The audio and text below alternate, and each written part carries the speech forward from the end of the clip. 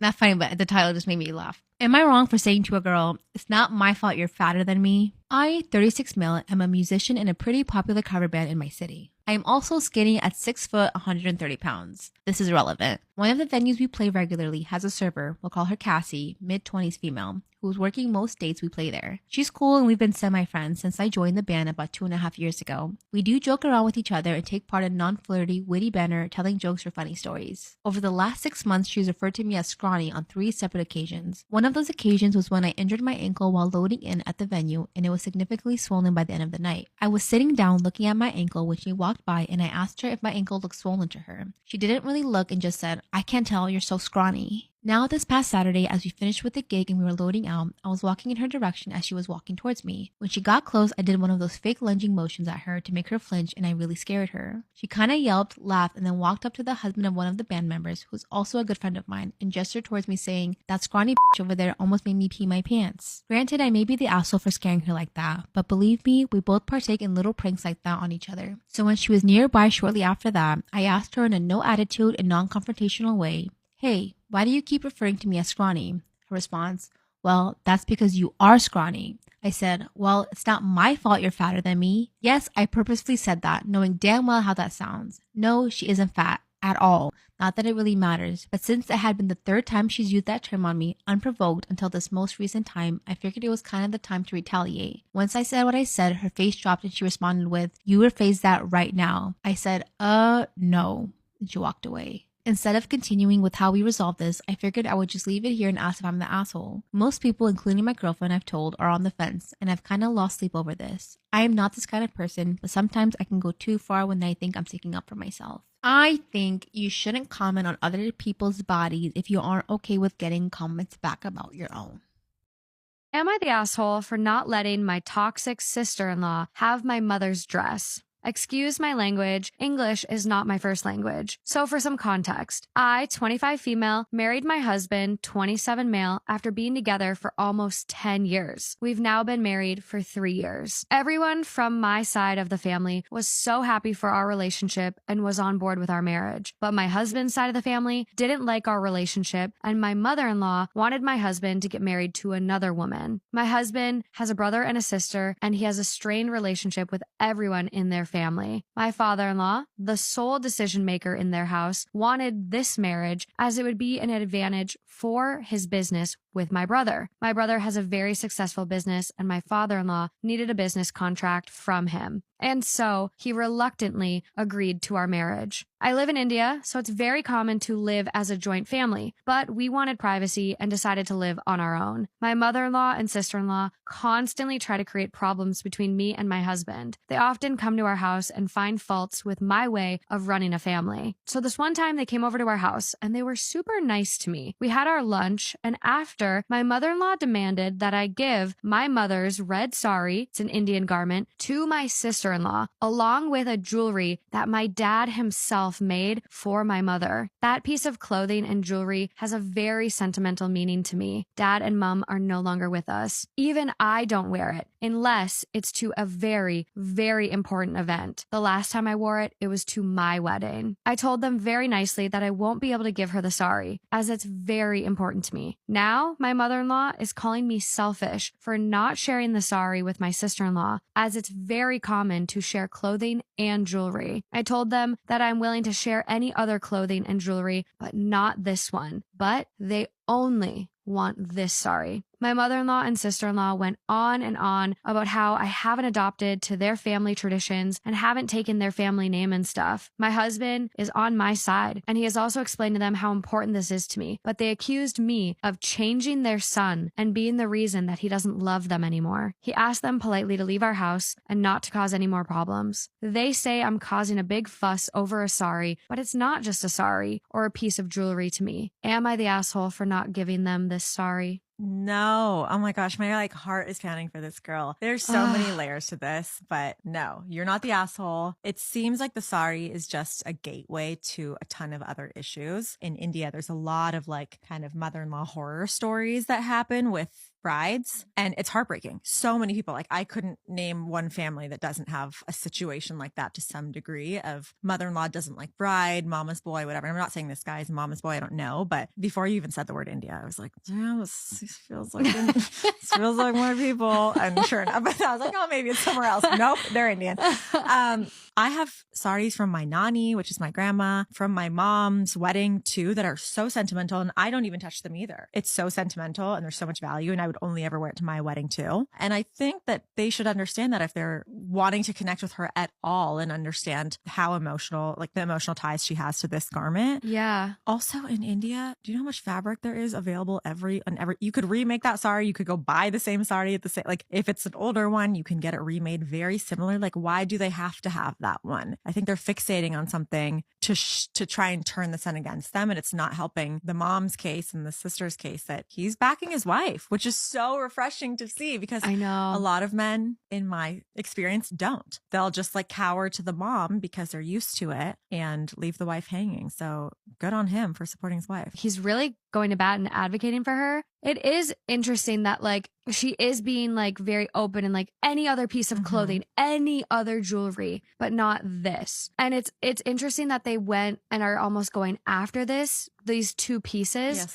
because of the significant value. It almost feels like it's some sort of like power struggle to like, we're going to take this, we're going to use this, and you're going to like it. I'm really glad she did say no and, you know, was able to hold on to that and not fall into the people pleasing or trying to like not rock the boat, because it's easy to do that. It's easy to just be like, okay, yeah. And then, you know, worst case, something terrible happens to this sari. She never gets it back, or it gets spilled on, it gets torn, it gets ruined. Like, it's just so odd. And it's like, you're trying to mend this relationship because it is strained, and yet you're not respecting her and you're not willing to like value. Like, it's so crazy. It's like her parents are gone. I know. This is like maybe one of the only things she has. But I'm not even surprised at all about this story. Like, I think they're testing her to see if she'll budge for the sake of like the larger family. It's very uncommon for families to live apart. Everybody lives in the same household. That's how my families grew up too. Grandparents, your siblings, aunts, uncles, however many people can fit. So there's already probably a power shift there between the parents who've been controlling their choices all their lives. And now all of a sudden your son could have been the one to be like, I don't want to live with my parents anymore. But they're going to blame the daughter because, of course, she's the new person in their life. Easy. And so I feel like the parents are probably just trying to test with the thing that they know she's not going to be willing to give up. And yes, we share lehengas and saris and stuff like that. But for me, I would not necessarily, for somebody that I don't like think has my best interest at heart, I'm not going to give you my wedding outfit, especially if it's from somebody else in my family that I'm like no longer have. I'd frame that. I would frame that sari. Like, I would too. I'd be in a box. You said something and it just like turned a thought in my head. Maybe the reason they asked for that sari and jewelry is because they knew she would say no. Yeah, that's what I'm saying. And then it's all the more reason to be like, well, she's not being a family member and she doesn't like us. It's like, it's just the perfect ammo. Yeah. They're fishing for her to finally do something that's against them, to tell the son, like, look at what you're, like, she's not even giving your sister her outfit. Like, it's not even a big deal type of thing. And I'm so thankful that he's defending his wife in the situation, because again, I really don't think that's that common. Poor girl. She's probably like, did I make the right choice? Now, like, there's a strain here, but I mean, I hope she knows that she absolutely did. I would not. No, she's not the asshole. Not the asshole least. at all. Oh, sweet angel. Am I wrong for secretly eating takeout food my pregnant wife cannot eat because she has gestational diabetes? My wife, 34 female, and I, 35 male, have been married for 10 years and have been together for 15. She is 7 months pregnant and has gestational diabetes, which has been very hard on her, and by extension, very hard on me too and our relationship. Her doctor has strictly recommended she follows a strict diet, and that means no sugar or high-calorie foods such as Alfredo sauce or pizza and the likes. Naturally, she has been very upset because she has cravings, but there's no way she can indulge. She has gotten sick of the alternatives suggested to her and would start sobbing sometimes when we would go outside because she will see all these food places only to realize she cannot eat what she wants. I feel for her. I really do. Our relationship started to break down a little when she started taking her anger out on me. My offense, ordering the things I like to eat, such as cookies, cheese, frozen snacks. We get groceries delivered to us, by the way. She was extremely mad at me for being able to enjoy eating these things and made me feel guilty for eating stuff she craves. My breaking point was once she angrily cried over the fact I brought home a box of donuts I received from office on my birthday. I was sick of her behavior and the constant policing of my food intake in our home that I, in no uncertain terms, made it very clear that she cannot punish me for a health problem she has, and that this is my house too, and I will eat and drink whatever and whenever I please. We had a bad argument that day and I uttered divorce. That seemed to shake us both, and we did a few sessions of marital counseling. To keep it short, our therapist held her accountable and shared that it was unfair on me to be at the receiving end of her emotional distress. However, she also emphasized that my wife is probably feeling unsupported too, and I could try to be a bit more discreet and strict to making healthier meals together, which would be great for both of us. Since my wife cannot make up for excess blood sugar, she has been working out a lot. She is chubby and has bad knees. I can see why she feels helpless. As a solution, we decided to stock up on the forbidden food in the second fridge we have in the drawing room in our home that we use to store drinks and guest snacks for. It's better when reminders of the things she craves but can't eat are not there in the common fridge. This also means I can almost never order takeout at home, and sometimes I miss doing that while watching Netflix. I still missed having the occasional pasta dish at the Cheesecake Factory or McDonald's, so sometimes when I drive home from work, I eat in my car, keeping the therapist reminder triggers in mind. Because I know that my wife knowing that I eat stuff she can't will make her mad. Yesterday though, I took my wife on a long drive and she found a receipt of the Cheesecake Factory on the floor. At that moment when she found it, she started sobbing and wouldn't talk to me. She is now pissed at me and feels like I have betrayed her. I think she is overreacting and I don't think I am wrong, since 80% of the meals I have in a week are with her. I try to have takeout without her on Fridays mostly. I do not think I'm an asshole because my wife and I have an agreement that I will be discreet when I want to indulge in food I want to eat, so that she does not get triggered every time. So, am I the asshole? I'm gonna go with ish, okay? 1, you see how distressed she is because of the food. If I know I can't have the stuff I love, if you tell me I can't have no hot Cheetos, no Oreos, okay, or some stuff that I love, no Thai food, and you bring that to my home, and I'm 7 months pregnant, I'm swollen, I'm tired, I'm gaining weight, I have a human growing in me, and you're gonna eat that stuff in front of me, it's gonna piss me off. And for you to say it's her health condition, you helped her get there, right? She's carrying your child, so be considerate in that sense. But where she kind of loses me, like, I agree that you should eat those foods, just not in front of her. Like, I would not care, out of sight, out of mind. I agree. If I saw the receipt, that was overkill for me a little bit. But given she is pregnant, so you got to give her some slack. There's like an emotional change that happens that we could. I've never been pregnant, but that you can't explain. So just like give her some slack there. Women carry these babies, okay? They ruin their bodies in the process. After you have a baby, your body's never the same, right? All I'm saying is she's already 7 months pregnant. 2 more months, dude, and give up that food? Like, is it really going to kill you? You're bitching about not eating it, right? And you're not even pregnant. Imagine how she feels, right? You're so butthurt that you cannot eat these foods. You miss having pasta, watching Netflix. Imagine her, right? So to show your appreciation, your support, like, try to be in it with her. I just think like eating food that she's not allowed to have and leaving it around the house is just cruel, you know? Am I wrong for refusing to give my half-sister the something borrowed that she asked for? Story time. So my younger half-sister Amy is getting married next year, and my dad and her stepmom are paying for the whole wedding. That's important for a bit later in the story. I was asked by Amy if she could borrow the necklace that I wore on my wedding day and that my mum owned before me, and it's also the necklace that she wore on her wedding day to my dad. This was already a sore topic, right? Because when my mum passed away, my mum wanted all of her jewellery to go to me, but my dad chose to give some of it to Amy, which doesn't really make any sense. He said that Amy was still a part of his family.